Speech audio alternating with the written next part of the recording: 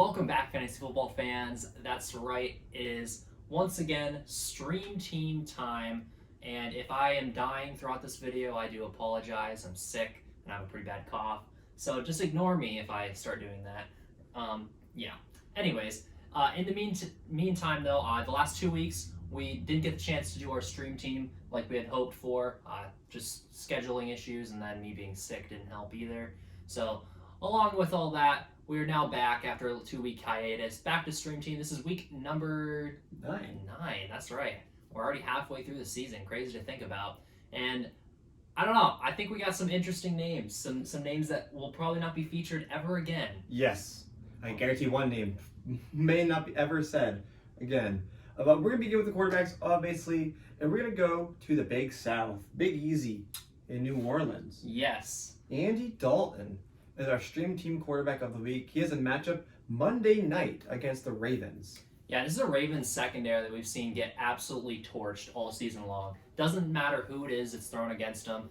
And it still is just so odd to me because Andy Dalton, he's playing well right now for the most part. I understand you were crapping on him for his performance on 2 weeks ago against the Cardinals. However, he still put up 27 fantasy points, which he didn't realize. But anyways, we're not going to talk about that. Garbage time, I guess. Well, it helped when he had 4 touchdowns and 360 yards through the air. But I was more actually impressed with last week's performance. Last week he didn't have any turnovers, which is a good sign. And then on top of that, he had a pretty high completion percentage. He had 22 out of 30 passes complete, which is pretty good, spot to be at for a starting quarterback. And then you add in the fact the matchup's nice. Baltimore's struggling, and the secondary. I just feel like this is a good week. And Andy Dalton knows the Ravens. He played in that division for a decade almost. So I'm going to give Andy Dalton the benefit of the doubt this week. And in a week where he really needs to step up for a team that has gotten some pretty bad news with Michael Thomas. Although they should be used to that news by now. But that's true. Regardless, let's move to our running back starts. We have 2 stream team starts for you this week. Jeff Wilson Jr. in a new home in Miami following Raheem Mostert and Mike McDaniel, as well as Deion Jackson, the ever so popular waiver wire pickup from a couple weeks ago for the Colts. Now, Wilson, like I said, is in Miami. Miami plays Chicago this week, and we understand the issue Chicago has playing football.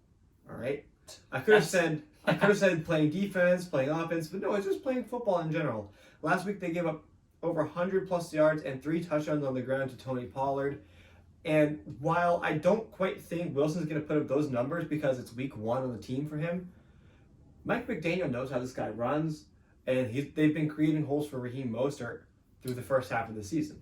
That, and I think a big thing to point out is Mike McDaniel has been looking and searching for that number 2 running back that he can have as that 1-2 punch along with Raheem Mostert, and he hasn't found it so far. And they knew it wasn't Chase Edmonds because he was just dealt to Denver. So they were trying to find that all season long, and I think that they're going to really give Jeff Wilson a run here in this first week here because if you trade for a guy, you're going to use him.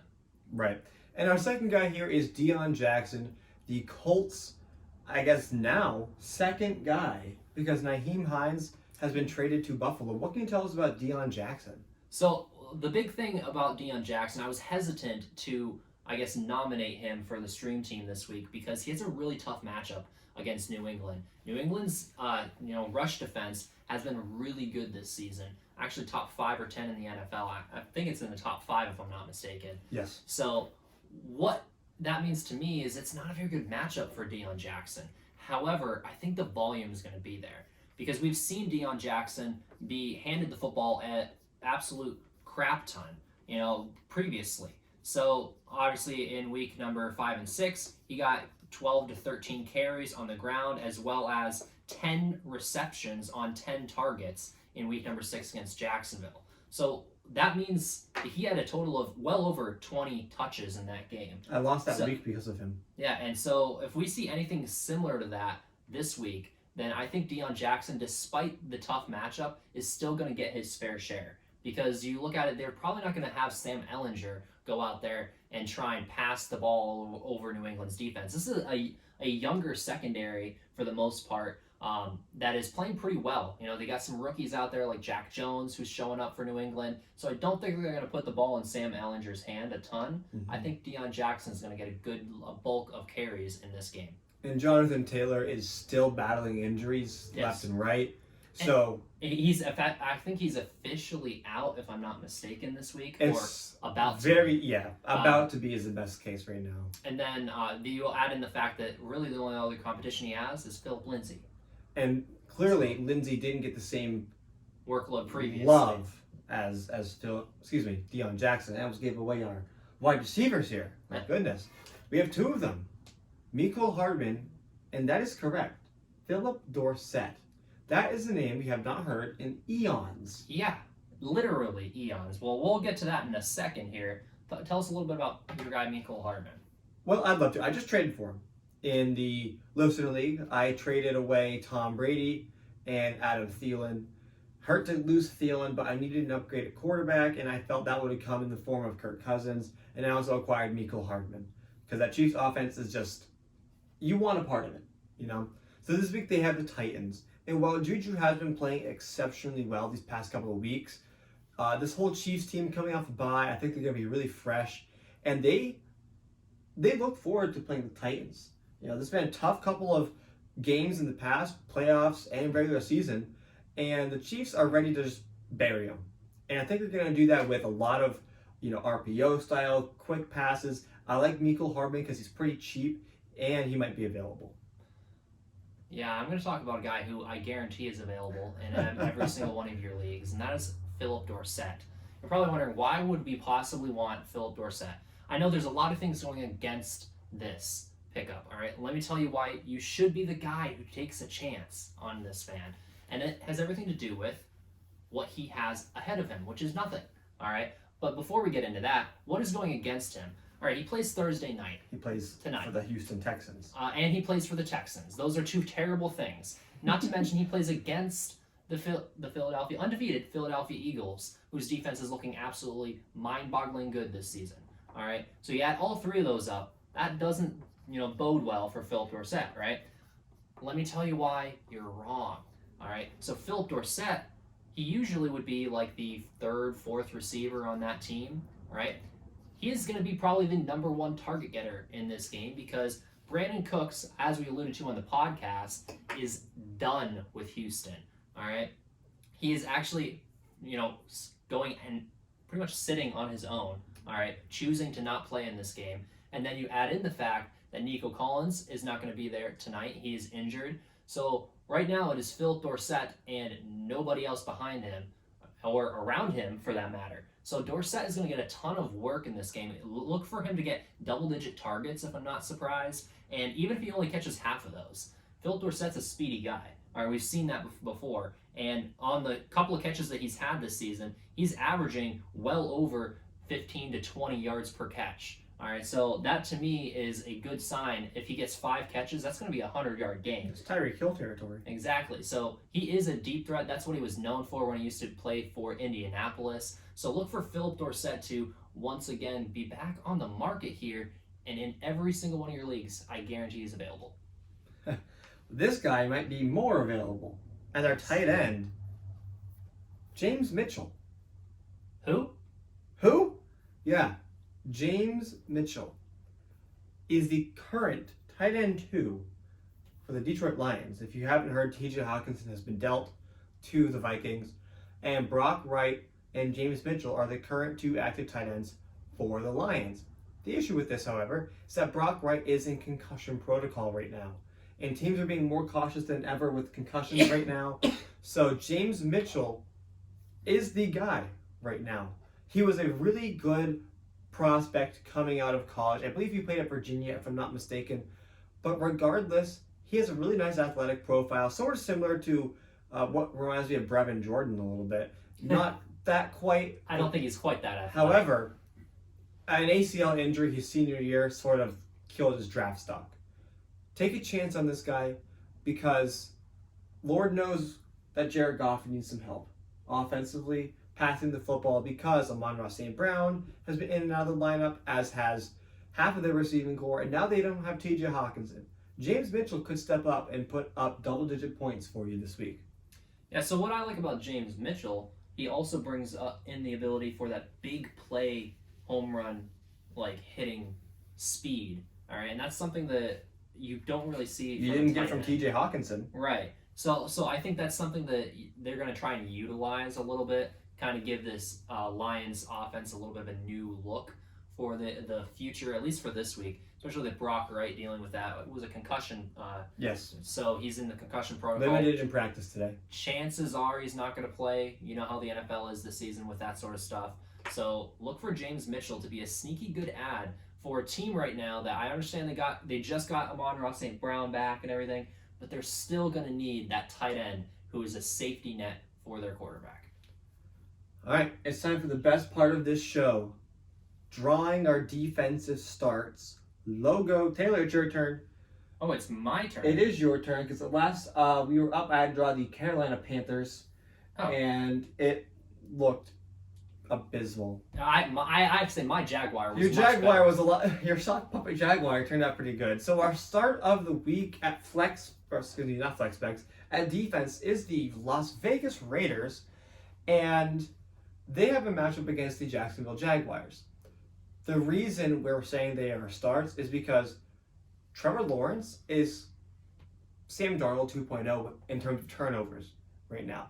We've seen him limit for the most part. He's been doing better with interceptions this season. Not quite on pace for the 17 he threw last year, but he fumbles the football so much. And that's what really got under the skin of the Jets brass. Sam Darnold continually turned the ball over.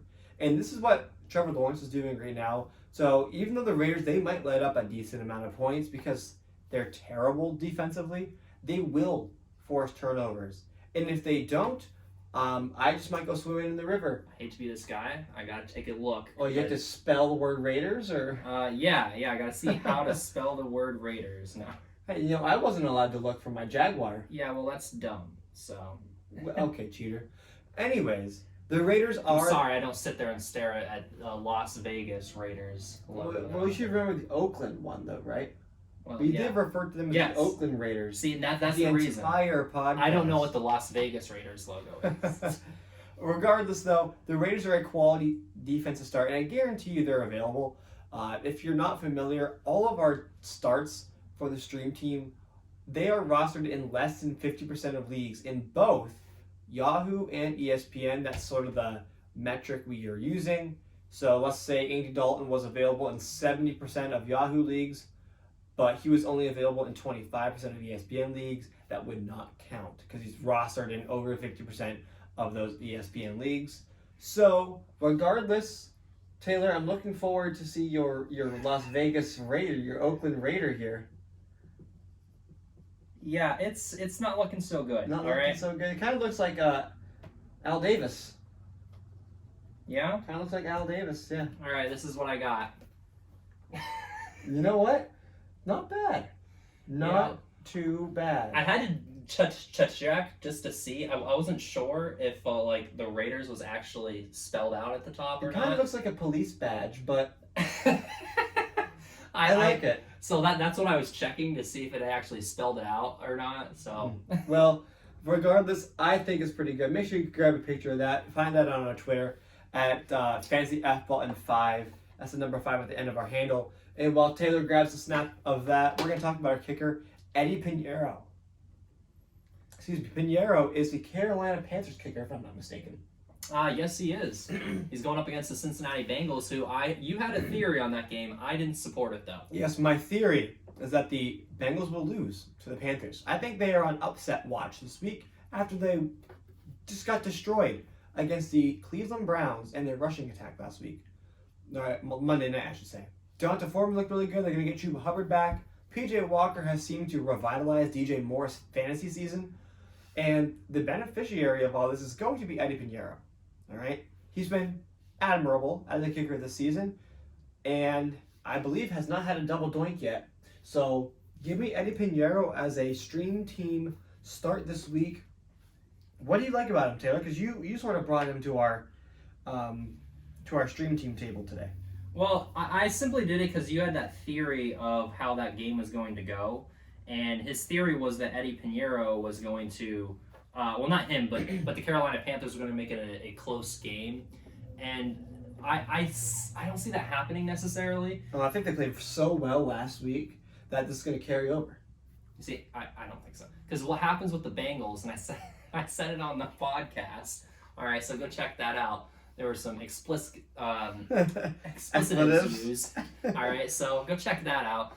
But we were talking about this game, and I said that whenever the Bengals have a bad week, like a really bad week, they bounce back extremely hot. Like it's like they're angry. All right, and then they play angry, and they just absolutely demolish the next opponent. So I'm sorry, Carolina's going to have a really tough outing, which means that they're probably going to kick a lot of field goals. That's my theory. Hey, either way, one of us is right. So that's what I'm seeing is a lot of field goals in Eddie Pinheiro's future. Not to mention the fact that Pinheiro this season has had a couple of outings, three outings or so, where he was at double-digit points this season, which means that he has that capability because those offenses out there in Carolina, both I say offenses because there were two different ones technically, they didn't seem to finish drives no matter who was at the helm. Well, so, with Baker, they couldn't get past midfield. So yeah, exactly. So right now, I'm going to say Eddie Pinheiro is a nice start. And we're going to round this out with DeMarcus Robinson as our flex spec stream team starter. The Ravens just lost Rashad Bateman for the season. He's having foot surgery. It's a really unfortunate loss because he never quite got it going because of the ongoing injury issues. But DeMarcus Robinson's a guy they brought over from Vegas, who previously with the Chiefs. So he has a track record of being a productive receiver. And you have a theory about how the Ravens' offense is going to run this game. So when it comes to the Ravens right now, all right, I think that they're going to be running a lot of these gadget plays. That's what they do, right?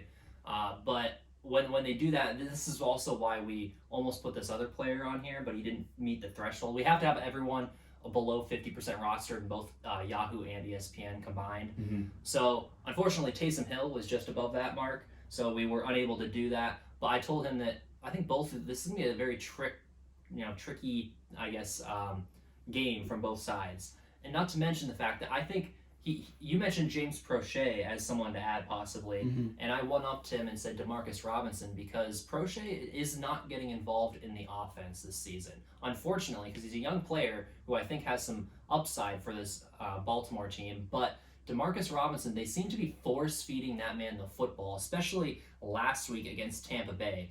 The person who kept getting targets after Rashad Bateman went out, it was DeMarcus Robinson.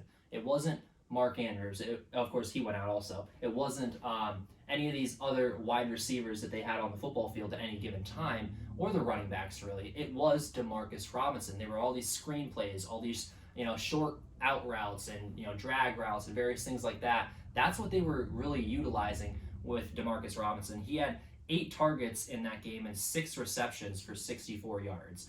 And so now with a New Orleans defense that has looked really bad in the secondary this season, shout out to Marshawn Lattimore getting absolutely burnt all season long. All right, so I just wanted to point that out, and he's their best coverage corner. So that doesn't bode well for guys like the rest of the people that face them, essentially. Yeah, I know what you mean. So DeMarcus Robinson, definitely someone you want to pick up and add if he is available. He should be available in a good portion of the leagues. I think it was around like 30% rostered from what I saw. So DeMarcus Robinson, a great add for this week. Well, Taylor, that's going to wrap it up here for our stream team. Week 9 in the books. Make sure you check out our podcast up on Spotify, Apple, or wherever you listen to your podcasts. We will see you next week for Week 10's stream team. We're getting closer to the playoffs. Get these guys on your team because winning a week right now is more important than ever. So thanks for joining our YouTube channel once again, and we'll see you next time. All right. I tried to not die during that.